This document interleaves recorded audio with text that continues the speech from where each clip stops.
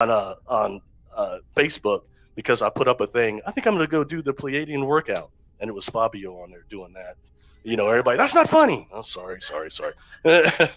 Anyway, it was easier to kind of talk about it a little because I didn't think I'd experienced them. Now, this individual right here, he went by Alex, what he's putting in my mind, Allex. He's communicating with me while these two aren't. And something about these two, they look more like him than they did brothers even, but they're not exact. But it was some like they're copies or something weird. And they all have these boxes on, and these boxes have these like wires that come up and go to the back. Even the seats that they're sitting on are designed so they won't mess up the that box. Now, that's actually my mother and I down there. It was at a supermarket on the outside, but close enough. Anyway, these three people and this individual here is important. Less than a year later, okay, I'm with my mother again, and she was an antique collector. And she took me to the store that had, oh, so boring, but she took me to the store that had all these books in it. And in this vase, it had a bunch of different rocks.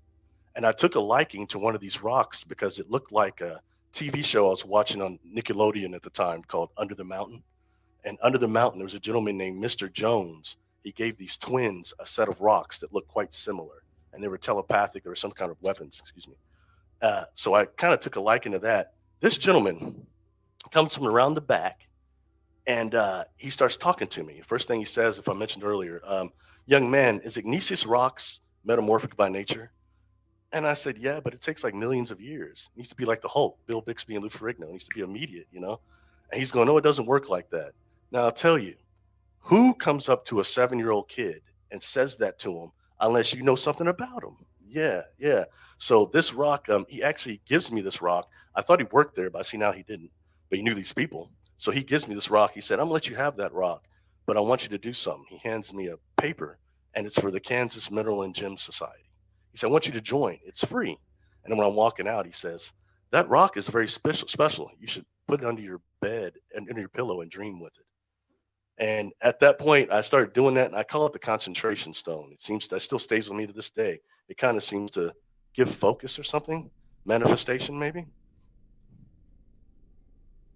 All right, this is going to another incident. At this point, I'm getting a little older, okay? This happened to me in the 6th grade, and this is one of the most profound experiences I had had.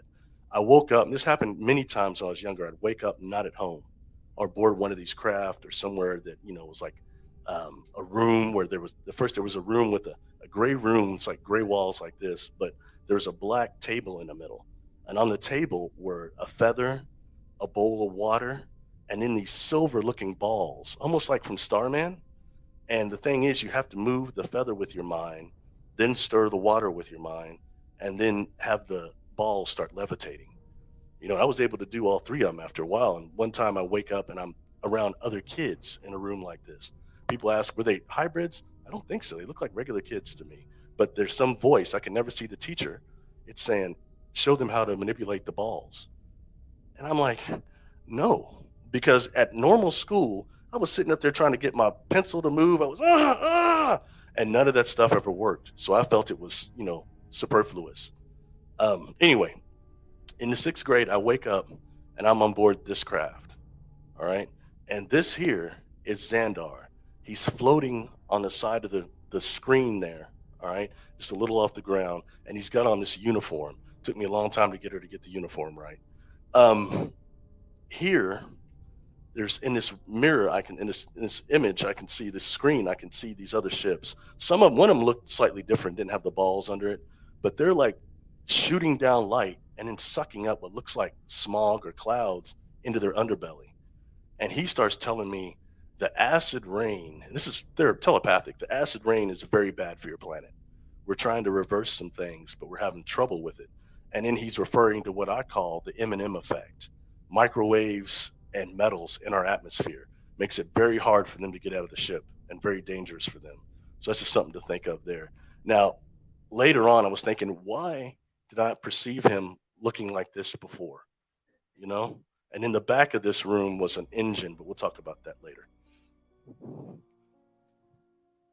That's actually the engine right there. He was kind of around this, And I'll go through this when I go over the technologies a little bit more. It's a good representation. These crystals that I'd say they're 9-10 feet each. And the only thing's not on there is they all have a chemical luminescence or bioluminescence that's coming out of the middle of them. All the crystals I've seen on board crafts have this luminescence that's coming out. So these start spinning really fast, okay, and producing like this deep basal hum. And he starts telepathically telling me, they're spinning so fast I can't see them anymore. This looked kind of like copper to me. I think Quiche made a device, a plasma generator. It looks similar to that, but not quite. So I was curious where he got that idea. Anyway, it starts spinning this basal hum, and he says to me, not just can that engine power planetoids, it can also power or also heal human flesh. And that kind of went, ooh, what? It's that sound I was hearing. So I just got through meeting with Linda Moulton Howe. We talked about this connection to maybe resurrection technology quite a bit. So anyway, that's the engine, and we'll go back over a little bit more of that later. I'll show a different picture of it. This here is one picture, the first picture that she did of me for Xandar that was really accurate. The robe is not right, though. So I had to change it up a little. This was a little longer, and there weren't those, but it's a little bit longer. All right, and something that I really want to say about him, when dealing with insectoids, he was not a mantid. All right, he looked much more like a grasshopper. And I've seen different types of grasshoppers, but the milky kind of eyes and stuff, you know what I mean? He looked much more like a grasshopper than he did any of these other things. And I would bombard him. I was like, where are you from? And he's telling me, you won't understand. You can start 900 million light years out.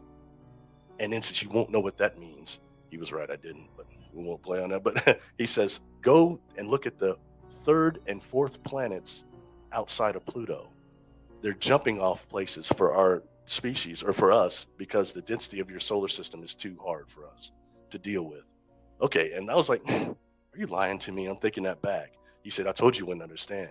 Later on, probably what, around 2000, they found the trans-Neptunian objects, which are several almost planetoids that exist outside of Pluto.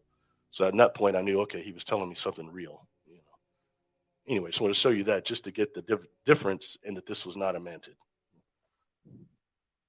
We're going to change now to what I call adult onset experiences that started happening when I was 18 and over. Okay, I wake up one night, not at home, and I'm standing down by this thing. And this thing looked like, to me, like it's almost got a honeycomb structure. It's a spear, a yellow spear, and it's got these things going around it that looks like Saturn rings or something.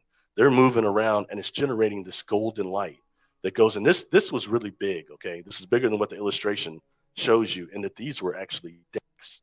I could look up and see the decks and seeing this light going up into a huge black box that was at the top of the ship, okay? And in some ways, years later, I saw Contact with Jodie Foster. I noticed the one that she got sent through the wormhole thing, it was a device, something like that. Makes me wonder where they got that idea, you know? So when I get, actually, I'm thinking like, okay, I'd really like to see what these people are doing because I can see stuff like this. But these people look weird. They're phased out kind of, and they're trying to touch the living light. So I was thinking, I'd like to go up there. And all of a sudden, boom, it's like you're on that level. And you get this thing that I call temporal aphasia, which is where they call it actually that, where you get really sick. And it's like, feels like you're being pulled down like by a roller coaster or on a merry-go-round. I didn't know why I hated merry-go-rounds as a kid. I get it now. It feels that same type of vertigo feeling when you're on board these craft. So that's one there. And I saw several people, 3 of them that came into my life later. One of them was a lady named Susan Manwich that does conferences and stuff. I saw her touching this light. When I saw her actually doing a video over ETs, 20 years later, I said, God, I know her. She's one of the people I saw, and several others have come into my field of awareness now that were on board. But the thing about these people, they looked phased out, kind of transparent. I know now they're in their dream body, astral body, because it stopped them from having temporal aphasia, like Mr. Physical Experiencer here. I'm holding my stomach about to puke. You know what I mean? But they're not having that. They're able to enjoy the experience instead. But I was requesting for physical experiences. When I was young, some of them were physical, but some of them were like astral-like. And that really didn't work for me. It's not as tangible. And I had. Shout out to the LeakYou community. Please join us on Spotify, Apple Podcasts, Google Podcasts, and Amazon Music.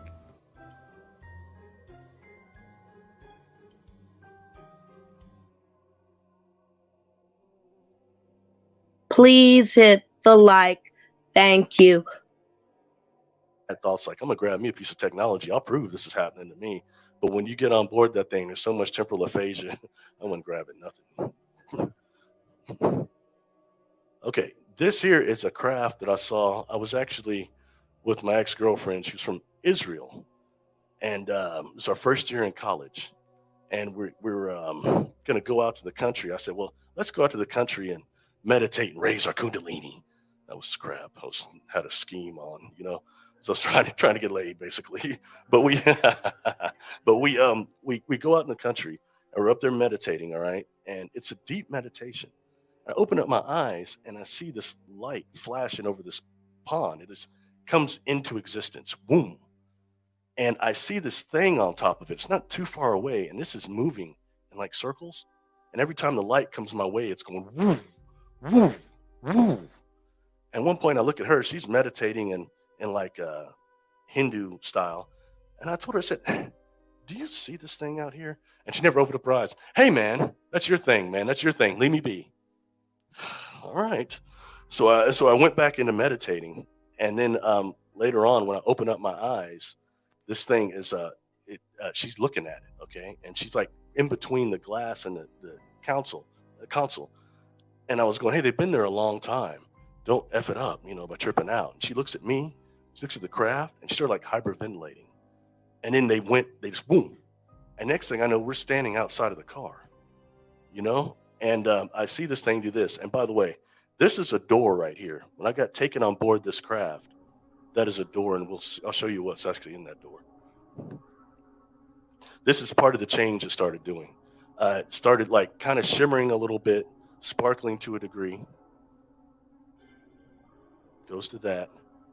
And then it turns into this.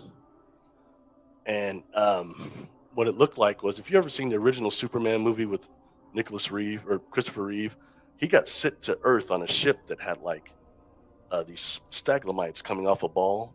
It looked similar to that, but it almost looked like a molecule, the way these rods were connecting it. And this thing was moving in the sky like this on a rotation. And I can start seeing it shooting out a very faint light, and it's just touching the earth. So it was doing something with the earth, trying to help on the love frequency, I do believe. But I'll tell you, just seeing this really threw me for a loop. I mean, I couldn't find anything. It's not Ezekiel's wheel. I couldn't find anything in the media that supported what I physically saw. And then I come across, actually, I believe he's here, J.J. Hertock's Keys of Enoch book. I had it for years. But in the middle of that book, there's something he calls tripyramidal and bipyramidal Merkabahs. And he actually shows them morphing into like three triangular deal. A little different, but I mean, it's the same process I saw. So that's just, I think, noteworthy. But seeing that and seeing how something could be a metal craft and then suddenly turn into living crystals, what the heck? You know what I mean? It really blew me away. So this is that door I just described. This is the door. And I call this the anti-gravity room. I guess that's what it was. Okay. Most of these ships, like this one, the inside the walls seem like they're mushroom-like. That's how I know that they're some type of fungus is how they're growing, and they told me to. But it's like this mushroom type of stuff. There's a huge beam there. It's got this blue stuff in it. And the beam that actually pulled me into the craft was blue. Now, I did a little research on that because I'd heard from fellow contactees that as a melanin dominant person, we don't have to be disinfected when we go on board the craft. But actually, they're giving me information like there's some type of a kind of a nuclear deal, a small amount of it to this. I think that actually kind of sanitizes us a little bit when you go on board.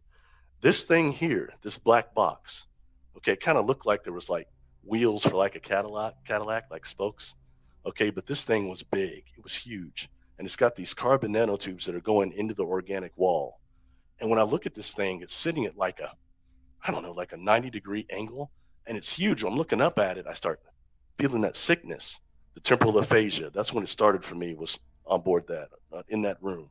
So that's what I call the anti-gravity room. I think that what they're doing is using this energy and releasing the anti-gravity, the orgone type of energy on the skin of the ship itself, and allows them to use the anti-gravity from that point and become much less susceptible to our forces here on Earth. This here is a room that was, I think it was upstairs. And, it's very dangerous because one, it's not just mushroom like, but these little window things, they almost look like garage doors. I get too close to one because I'm curious. I'm sick anyway, but I'm like, what the heck is in there? Because no one's forcing me to do anything. So I kind of just try to peek in there and see what's in there. And all of a sudden, boom, you're in that room. And that temporal aphasia gets even worse at that point. Okay. This here, we'll go through this. This here was different. I walked too close over there and I got sucked down there. Okay. And that's like a different type of, it almost felt like a tube when I was going down it. It was a little more physical. This is one of the beings that was on that craft. All right. This is one of the few beings that gave me a name. I normally don't get names. And Mana, Maana. It's interesting because we had the Mana machine in the Bible that was the algae producing, but this one, it was spelled different. I'm seeing Maana. Okay. Something about this being is interesting. Somebody point out, it's kind of got a brain like the Mars Attacks. Never seen that movie till recently. Little different, but something about this being is that it seemed like the brain was exposed on the outside, but it had much more of a hard type of texture to it. All right. And this being stood tall, 7.5 feet, I would say. And the telepathy coming off it was extremely strong. Got a lot of replies on this being in particular. Amphibious is what is communicating with me. Amphibious from outside the multiverse. So whatever this planet is from, you can't think about that. How do you get out of the multiverse and have a water planet? It doesn't make sense to a degree. But anyway, so that's the main being that was on there that communicated with me, or one of them.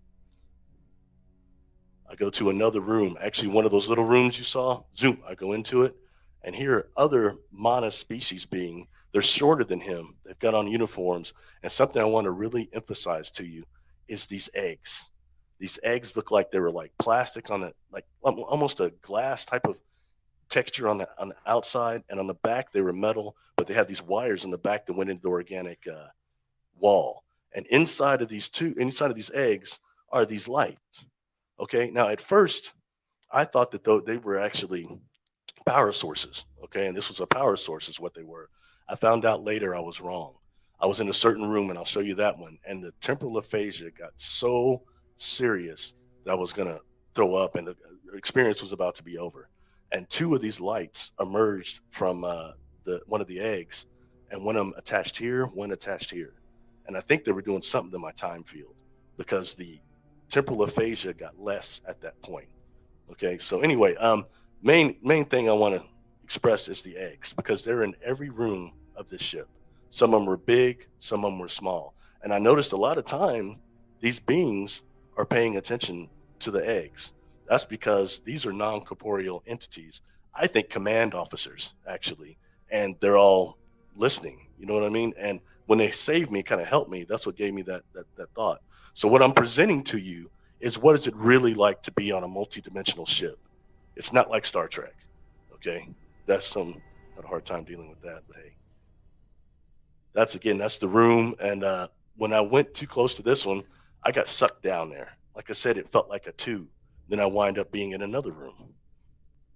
This one, okay, and I call this the biosphere. I don't know what else to call it. First, when I get in there, it's metal. There's a metal top, and Xandar here is on this ship. He does something in that chair and creates this over. Now, I'll never lie to you, so I'm gonna tell you something. All right, he was sitting in a chair that was kind of white, half chair, and I couldn't find anything to represent it. So I told her, screw it, just throw in the Captain Kirk chair. So the chair wasn't like that, but he was sitting there. These two, you've got an insectoid, you've got another one of the Mana species, amphibious, but they were kind of actually phased out. They look almost like they're an astral type of a deal. They're not quite physical, not like him. He looked much more solid. And they're back there doing that. You notice in here is another one of these eggs. It's a small one. It's got the lights there. When he actually opened up this thing, it seemed like I'm looking at a planet that looks like I'm getting toxic gas. It's just something's wrong. And then we take off from this planet. So when they asked if anybody's been on another planet, I think I have at least seen it anyway. I didn't know if they were trying to imply that's Earth's future or what it might be. Anyway, that's the biodome, as I call it. This room here, this was the final room on the ship I was in. I call this being the hybrid of the mother of the hybrids, although I saw no hybrids. Something that's a little different about this being is its eyes were a little bigger than what she has here. They were huge. Okay. And she's caressing, leaning over this machine. It almost looked like it was part wood with metal on the top. It was very odd. Like I could have went just like this and it would just have popped open or something. Kind of reminds me where Worf stands on Star Trek The Generation. They stand on that table up top that goes around the bridge. It looked like that to me, kind of. Okay. And this being starts communicating with me. And when she does it at first, okay, she's telling me this is old technology and I have to help fix it. I'm saying, what are you talking about? I've never seen anything like this in my life. And she's saying, no, it's old. And then at this point, what she does is it's like suddenly I go across the room and I'm smashing up against this melanin dominant eye with my nose. So whatever she did, she actually bilocated me, separated my dream body and we're close for communication. I mean, I think that says a lot. We can't do that. I think it says a lot for what vibration these beings are on. Now, I never saw a hybrid in there or anything, but she was saying it's malfunctioning. It could kill somebody. Somebody. You know what I mean? It wasn't making full sense. But I've actually got a lot of responses on this being. A woman came up to me crying, said, I've never seen anybody represent that one before. Like I said, the eyes are much bigger. The arms are long. And once again, her suit was somewhat similar to the one Xandar had on. Not quite, but it was similar. Okay, sorry, this is the last room. Okay, I call this the descent chamber. When those beings, I was in the room with the mother when they came out of the light and they attach, and they're changing my time field. Next thing I know, I'm in this room, okay? And this room looked too small for me to be in there. And I'm thinking, what the heck is wrong with these guys? I'm too small to be in here. And I had this backpack on, and there was a huge tube coming from the top going down. I could feel something like pushing me, but it wasn't hurting. And I come to the conclusion this is a hyperbaric chamber, and they're giving me oxygen, is what they're doing. Okay, so after the end of this, because I'm thinking I really want to get out of here, you know, and I start seeing these things. And what they look like, I've heard other contactees talk about seeing metal filaments before they get transported. This wasn't metal filaments. They look like, I don't know if any of you ever played with a Super Ball. I mean, they kind of look like Jupiter or something. They kind of look like that, like super balls floating around. And then suddenly I start descending. I feel like I'm descending. I blink my eyes, open up. I'm looking at my ex-girlfriend, looking at that ship through the window. So that's kind of how off the time perception is. You know, these beings are misplacing time all the time. So I call that the anti-gravity or the hyperbaric chamber. Another time, another place. Something I want to point out about this, why I put that up there. I've heard a lot of people describing owls and deer during their contact experiences, seeing them before. I did have, like in this country road, I did have a lot of deer jumping out in front of me, but it's a country, so I can't say it was extraterrestrials. But however, the second time after this happened to us, we tried to go back and reproduce this a dozen times, and it never happened. It never worked. Heck, I even tried to get some mushrooms and eat those. Maybe that'll help. It didn't work. It just mess up my mind. So, but I mean, there's no other way to produce this. But one of the experiences